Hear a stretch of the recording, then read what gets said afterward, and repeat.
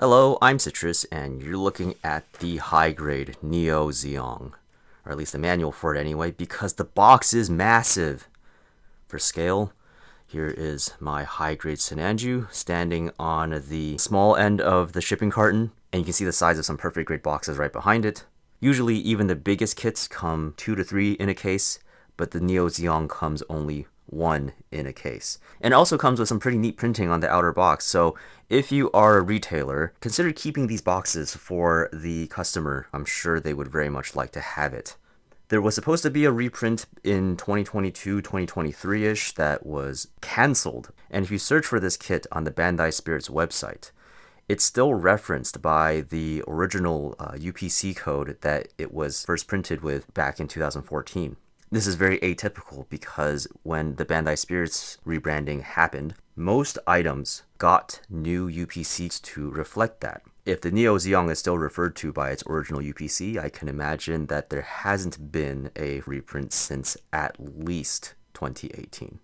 So as a result, you can imagine this kit is relatively expensive. It was 25,000 yen on the box, but of course, it was very difficult to get it for anywhere near that price overseas because of how extremely expensive it was to ship.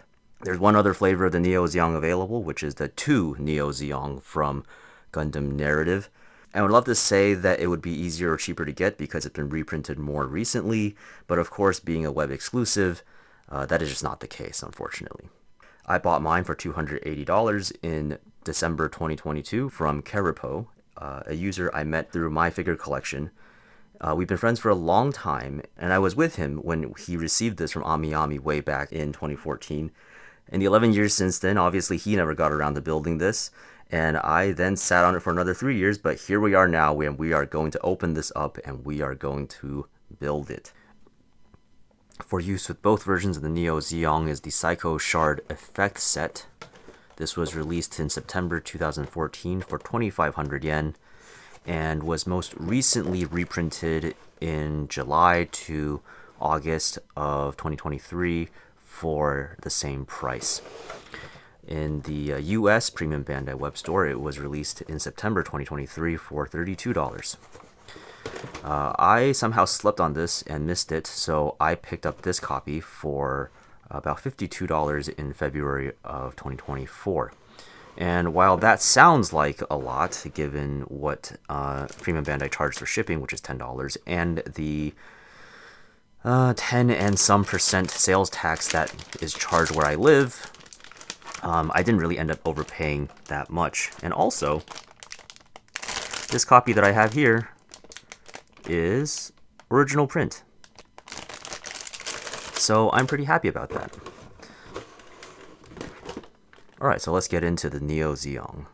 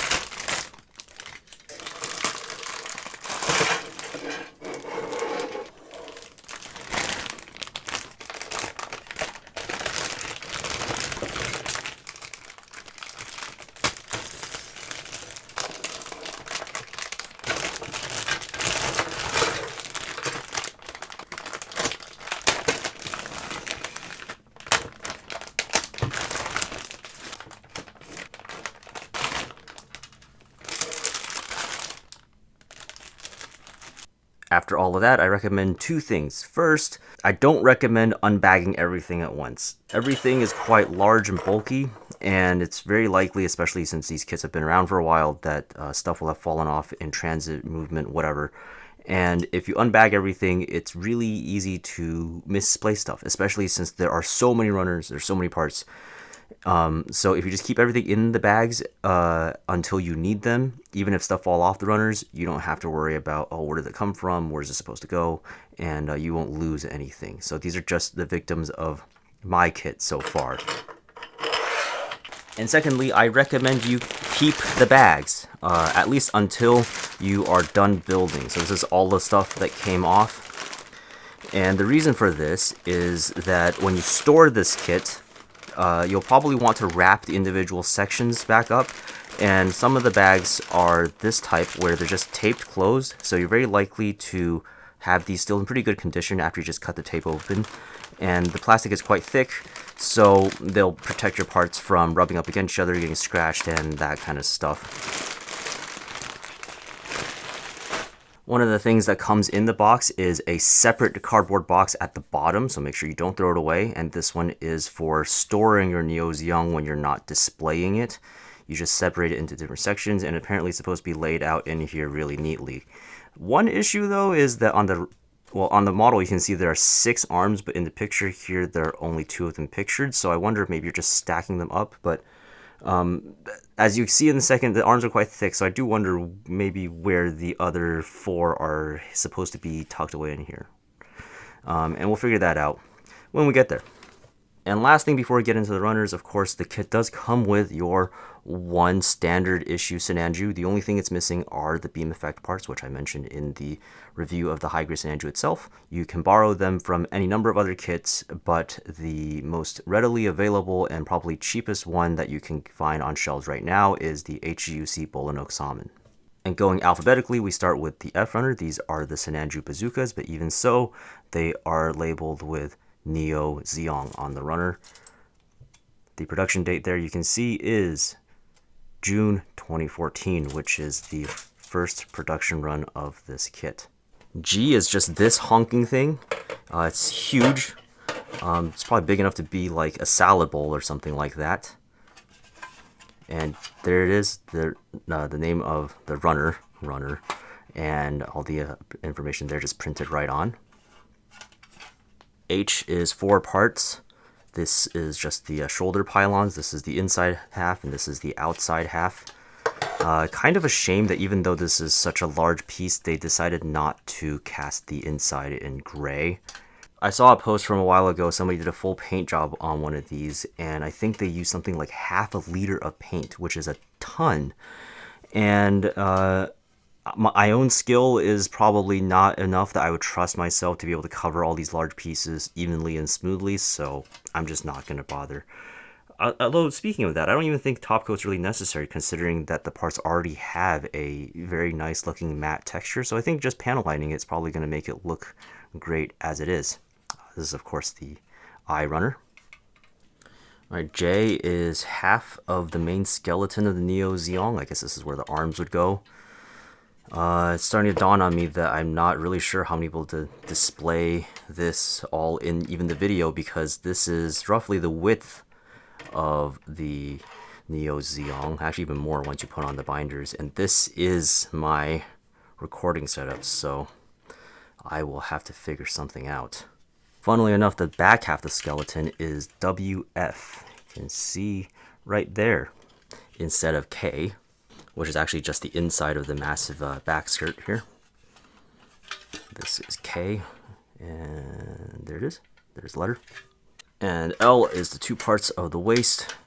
From these, it's starting to sink in that this thing is also going to be quite heavy. And this is M, which is the front skirt and part of the waist. And just to help you really understand how big this is, here is the high-grade RX-78 next to just the front skirt piece. You can see it's almost the same size. N is the cap of the Schutzstrom booster and the very outer shell of the Psycho Shard projector thingy. And I guess some thrusters here. You get 2 of these, of course. Wow, this thing is so big. Here is my teacup, or mug next to it rather. Almost the same size. O is the forearms. And you get 3 sets of this runners for the 6 arms that the Neo Zeong has. P is like, I guess these are the giant shoulder fairings. Really, really, really long runner. Have to wonder how big the mold is for this thing. Must be enormous. And Q is probably the first normal sized runner that we've come across so far in the kit for the Neo Zeong itself. And R, which is also more parts for the arms and looks like the barrels for the finger guns. Get 3 of these as well. Also 3 of the S runner. I think they're the upper parts of the arms, the elbow joint. I'm not sure what these are for though. But one of these you discard. You only need to use 5 of them. And this is T. I think this is for the underside of the shoulders. And so the arm goes in through here, and this kind of just makes that area look prettier from the bottom. Not sure what these are for though. And here is U, which is the stuff that goes over the skeleton for the shoulders. Pretty much some of the only mechanical detail that is on the kit on the inside. Shame that none of these open, of course, but not that much going on with them either. If you look at it, the mold details are pretty simple. Get 2 of these V plates as well. The Psycho Shard projectors and some vents. And W has some big parts on it. This is for the pedestal. I think this is for the waist, and I'm not too sure what these are for. And you get X1. X2 is just this half of the runner. These are like the large hip joints for the super big thrusters and the propellant tanks at the bottom. And not sure what these are for either. And this is Y. You do get 3 of these as well, so I assume they're also for the arms somehow. And same here with Z, so this is Z1. You get 2 of these, and then also a Z2, which excludes these 2 thrusters down here. So I'm assuming these are also arm thruster kind of things, and then these probably go on the bottom somewhere. This is WA1, and you also have WA2, which just omits this piece, which is of course on the torso somewhere. And yeah, I like that the second shade of red is much darker so that you get good contrast. And this is WB. You can see where the 2 of these fell off, and this one's on its way off. It's just some little, I think these are beam cannon-y parts. Is that the eye field, and some of the elbow joint-y parts, and 2 thrusters. WC, I think this is the thrusters at the bottom of the propellant tank. And just some lighter gray parts for, I think, also the chest. And WD 1 and 2, these are the white parts on the kit. I will probably go in and paint the insides of these black, but that's probably about all the painting that I'll really do on this one. And WE, the propellant tanks.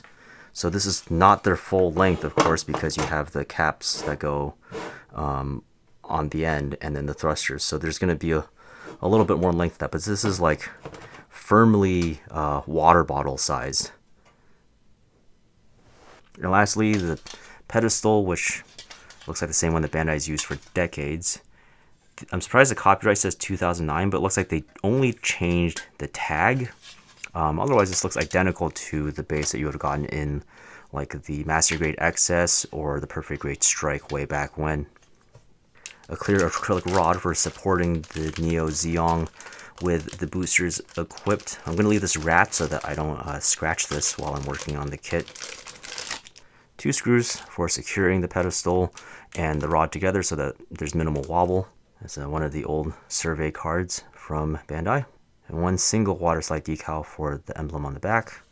Alternatively, you can use the sticker instead. Yeah, just a bunch of little white stripes, which I think are pretty easy to use because they go into recessed area, so there's probably nothing wrong with really using these. And I might just do that.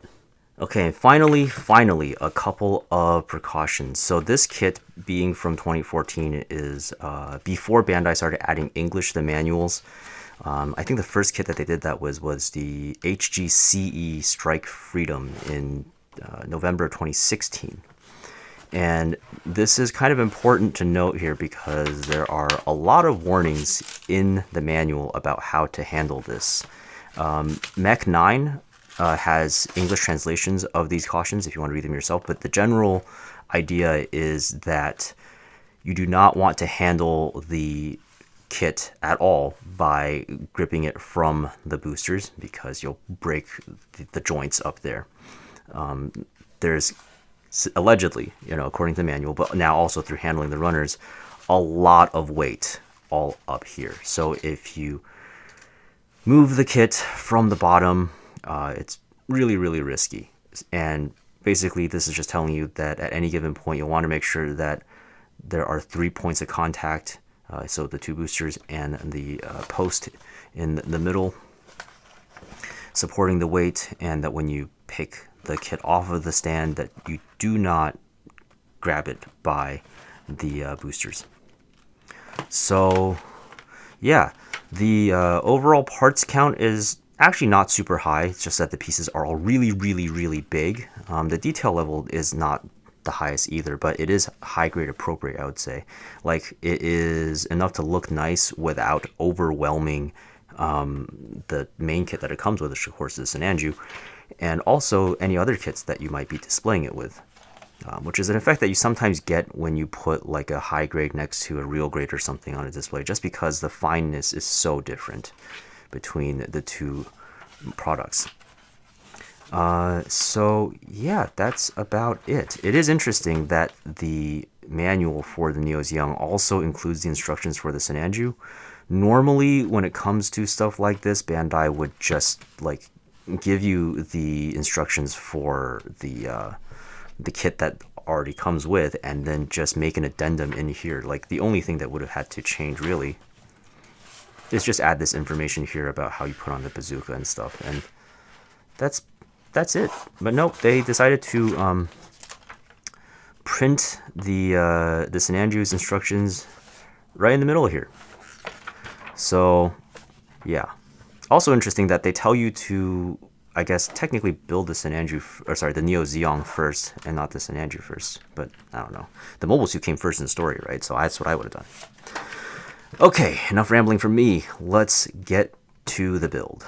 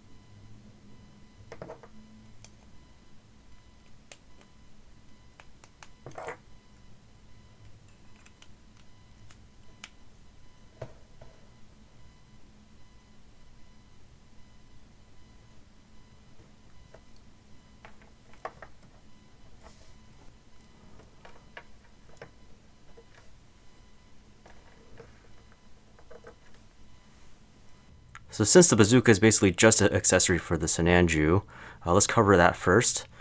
I use these 3 colors to just match it to what I've done on the beam rifle, so nothing too fancy. Both bazookas are identical, so for demonstration purposes we'll just use one of them. This little handle on the front moves, the one on the side moves, and of course the main handle also moves. The hand that you'd use with all of these is just the normal holding things hand. There's a little bit of a hook at the bottom of each handle, so you do have to open the hand in order to equip the accessory. And very nicely, the handle in the front here is also wide enough to accommodate the fingers. This gives you opportunities to display the Senanju kind of just carrying the bazooka, but I think the height looks a little bit strange with the bazooka at full extension. And for the convenience of demonstrating the Senanju holding the bazooka normally, I've just taken the backpack off so we have as little interference as possible. And one problem you kind of see right away is that the ball joint is basically directly in line with the butt of the bazooka. So basically, realistically, the only pose we can do is to have the back over the shoulder. You can kind of put it in here under the shoulder like this, but what ends up happening is the arm has, well, very limited ways to be able to actually hook back up to the hand. As you can see, the cuff obstructs a lot of the range of motion of the wrists already. So if you want to squeeze it in like this, well, realistically, it's basically impossible with the hand properly gripping the bazooka in front. So this is basically our only option here. Once you get it all kind of lined up, the posing looks a little bit stiff. The wrist basically has to be at this really weird angle with the handle to get enough height back here to go over the shoulder, and it just doesn't look very natural to me. And I put the other hand over here so that you can see that it is technically possible to have both hands hold the bazooka at the same time, and that doesn't look too bad. But again, your angles are very limited just due to how much obstruction there is from the cuff on the wrist. And yeah, it's not as bad as the other side, but again, I think also looks a little bit funny unless you're looking at this from very specific angles. Like maybe this is probably like the best angle that you can see it from. Of course, as you could have probably guessed from the build process, this is a very modular accessory, so there are quite a lot of other things we can do with it. The combinations require us to take off the scope and then remove the barrel and change it for the shorter one. You can see that with the short barrel basically fully retracted into the bazooka, there's no longer enough room to put the scope back on top. This is contrary to the master grade, which has a sliding barrel, so you can only put the barrel partially back in, which will still leave enough room for the scope to go back on top. But we start with this first. On the beam rifle, let's make sure the grenade launcher isn't attached. Meet up the tabs, slide this bit in here like so, and this is pretty much secure. And next we combine the scopes. Now this part I don't quite like very much because these parts are very small and you have to like rotate them. It just doesn't feel super great. Press it in kind of just in on there on the top, like so. And then we take off the side piece momentarily. Make sure we rotate this part all the way down. And it feels kind of awful, but it's okay. And then once we put this back on, see how it kind of fits into that void right there. And this is the kind of a combined scope, which then we can put back on top of the beam rifle like so. So right away, you can see that, yeah, the shoulder joints at full extension can just barely hold it. And of course, you can always still use the other hand to support it here, hypothetically, if you have the patience to maneuver it into the correct position. For the shield combination, pretty simple. Also, just make sure the grenade launcher isn't attached. Pop it in there like that. And what you're supposed to do is also put the axes the other way around to, well, they don't really lock anything into place per se, but there is like a little tiny notch there where a small protrusion kind of goes into. So from here, you can just attach this to the arm with the shield mount, but you do get this other handle that you can put on the back of the bazooka so that the hand can have something to hold.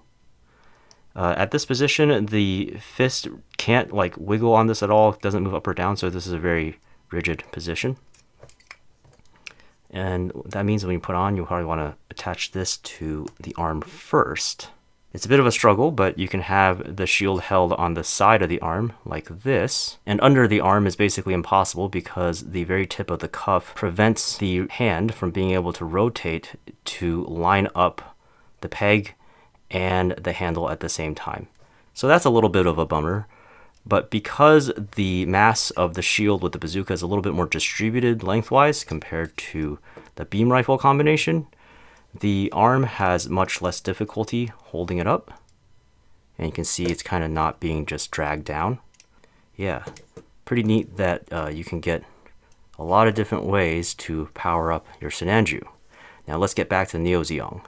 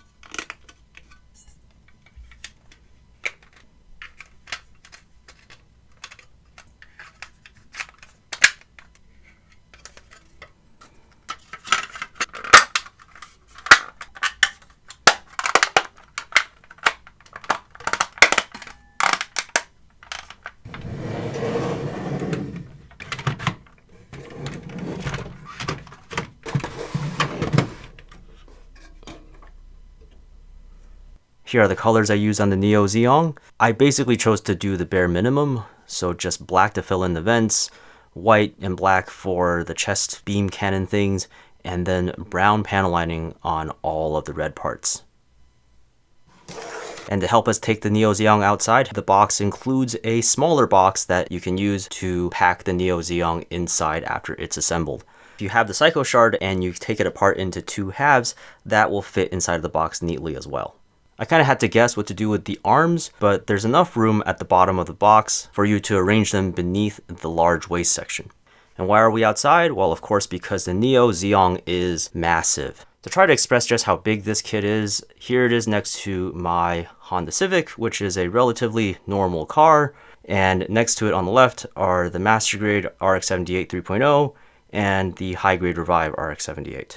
And here it is with the boosters attached. The angle I'm filming from is kind of distorting the size a little bit, but in reality, the very top of the pylons is just under the line where the hood starts.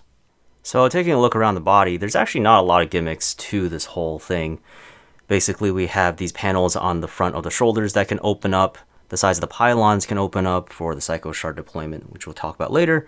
And the arms can move around a little bit. The elbows can bend about 90 degrees, and they have a slide mechanism that locks the joint in place, which is useful for when the arms are stored on the back like this.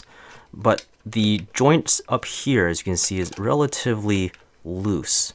And you probably would want to tighten this up a little bit because it's very easy for the arms to just kind of drop off from the body sometimes. The hardest thing about the Neo Zeong is actually just putting the Sinanju inside of it. You'll start with the chest. You'll pop open the front flap like this, and there's a peg down there which will go into the hole on the bottom of the Sinanju. What you're going to have to do is... It is frustrating, for sure. So you kind of bend the legs like this, and I recommend very, very strongly that you just remove the backpack completely. The manual will tell you to just remove the propellant tanks, but if you get rid of basically as much as you can that could get in the way in the back, you'll risk breaking your parts less, and you'll basically just have an easier time all around. So you want to try to snake the legs underneath this giant bar at the back, kind of like so. The problem is that you're not going to be able to really see what you're doing while you are maneuvering everything into place. So you kind of want to hold the knees together towards the middle while you're sliding the whole body down into the torso like this. And the kneecaps will end up on the inside of this gray piece here. And I'm sorry that I can't really show you, but like you can see that no matter what angle you're really looking at this from, you just can't see anything. And there you go. After a bit of struggling, that is the Sinanju fully seated inside. So some points of clearance that you'll want to check. So make sure that, again, the knees are inside of this gray part here. And the torso. And the little points on the front skirt, if you can see, should also be properly behind these parts in the front as well. And here in the shoulders, they're supposed to be kind of inside of there like that, and then you can pop down the chest piece like so. And then on the back, after you're done with everything, you have plenty of space for you to put the backpack in here, and you have a little bit of space to position the booster pods as you like. And then onto that peg right here, you attach the shield. And that's basically it.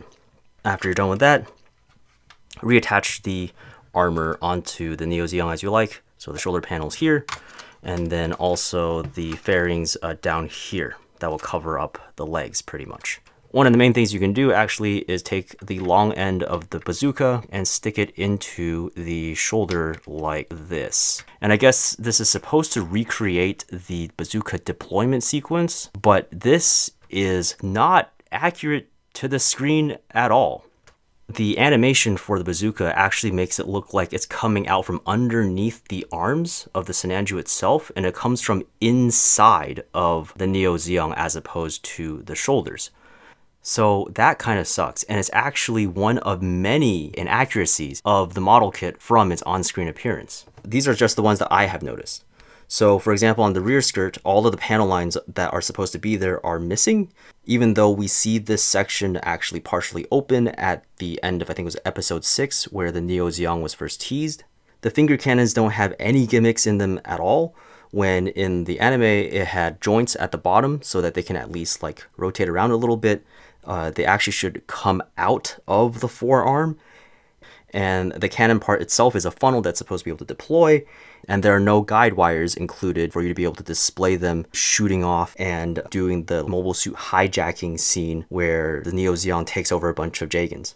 I believe this ring around the shoulder joint is actually supposed to be some kind of track mechanism, because in the anime you see the arms being able to move from the front and the back. But because the model kit doesn't work the same way as the Neo Zeong in the anime, you can't recreate the scene where the Neo Zeong is holding the unicorn in front of it with all 4 arms while they're like going through that new type mind meld sequence, which goes on for quite a while. Realizing that I wouldn't be able to do this with the kit, even though none of the pictures obviously advertise to be able to do that, kind of my fault for forgetting, but I do think it kind of sucks. And the last thing is that the front skirts don't have subarms in them. And yet even so, they have ball joints that let the skirts move forwards and back just a little bit, which is so strange because... And there are a couple of other weird things, right? So during the unboxing, I also mentioned that the inside of the pylons are just red plastic when it could have been gray. And additionally, the red thrusters down here are actually supposed to be gray as well. As you can see, they are obviously separate parts, and I don't really think there was anything stopping Bandai from either adding these to another gray runner that was already in the kit, or just making them their own little runner. It just makes no sense. So these things combined make me think the Neo Zeong kit was probably actually pre-production to the film. The timeline kind of matches up with this as well, since the kit came out only like 3-ish weeks after the movie came out in June 2014. I think that Bandai started working on the model kit well before a lot of the mechanical details of how it functions and moves were determined, probably during the production of episode 7. And because of that, these functional details were not replicated in the kit. If that had been an option for them, I would have much preferred that the Neo Zeong come more feature complete at a higher price than the way it came as it is now. Now, these omissions may not necessarily be a bad thing. It really depends on how much you personally care about screen accuracy. The other problems that I noticed are more objective. The big parts are difficult to handle and easy to fall off from runners on their own, which can twist and damage the material deep beneath the surface and will potentially look bad even if you perfectly process the gate. A lot of the large gates are on flat surfaces that are really hard to clean smoothly and quickly. Sanding is probably the easiest method, but it's also really easy to damage the surrounding areas and start rounding out edges if you're not perfectly steady. And some of the larger clamshell sections, particularly around the skirts, are tricky to line up with all the pegs all at once. Some of them are just a little bit flexible, so you can push down one end and it feels like it'll be lined up, but then on the other side, it won't. And speaking of the rest of the building experience, it's not very complex. And you can see from earlier in the video that it wasn't a very long or particularly involved process. But particularly I want to call out the arms. They are very parts dense, with 29 pieces each compared to every other section of the body. And the fact you have to build them 6 times makes it a pretty repetitive process. This is definitely not a kit you're buying to have like a super cool engineering brilliance experience. Other than that, it's very expensive, there are very few reprints, and even aside from the omissions that I mentioned previously, why doesn't this kit include the beam effects for the Sinanju? There's a scene where the Sinanju is inside of the Neo Zeong, takes out its beam sabers, and cuts apart the wire-guided arms from the silver bullet. The runner for the effect parts already exists. It costs no R&D or anything for them to add it, but it was just such a weird thing for them to not put in. They also don't include just 2 little tiny green foil stickers for the bazooka. Keep in mind that there is already a separate foil sticker that they added for the Neo Zeong logo that would go on the rear skirt. So it's not even like they had to change the included sticker sheet that originally came with the Sinanju, right? And one last thing is that the Psycho Shard hoop seems to be prone to warping. And with the shape of the parts, you can see that there's actually a little bit of tension in the hoop when everything is fully connected. That pressure collects in the softer yellow parts, and if you look at it perfectly dead on from the side, you'll see that it is not quite straight. That said, speaking of the Psycho Shard, when you do put it on, it looks amazing. And you get two ways to display it. So you can have these deployment struts attached to the hoop, which require the pylons to be open. But you can also display the Psycho Shard without those struts, and it looks so good. One little oversight is that the Psycho Shard emitters on the side skirts don't come off very easily. So when the Psycho Shard is equipped, those are supposed to be gone, but they're still going to be attached to the kit unless you go to a lot of effort to take them off, and then there will be the ugly pegs underneath, and it just kind of doesn't make sense. But again, it's just one of those little details that might bother you, might not. So I've said quite a lot of things that sound probably pretty bad, but there are definitely plenty of good points too. The construction of everything is really durable. It comes apart really easily at very obvious sections, and each of those individual sections don't feel flimsy at all.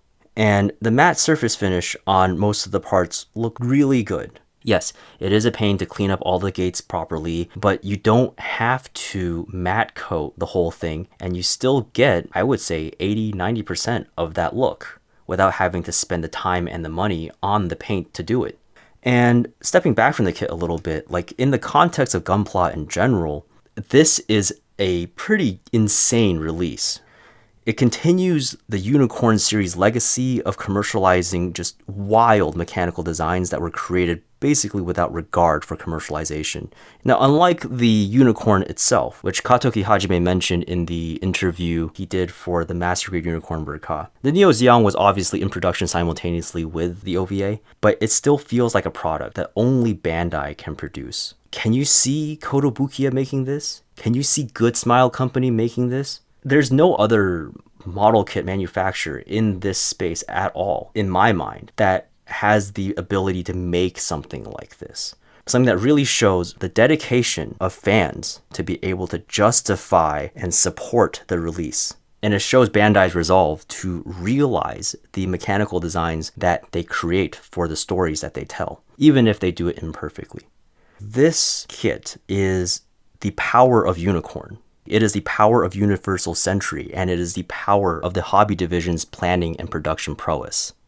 By all means, this kit is not for everyone. I would say actually it's almost for no one. It requires a tremendous commitment to have the workspace to build it, have the display space to show it off after you're done, have the patience or the money to hunt one down, and also have, at the same time, a forgiveness for the flaws that it has.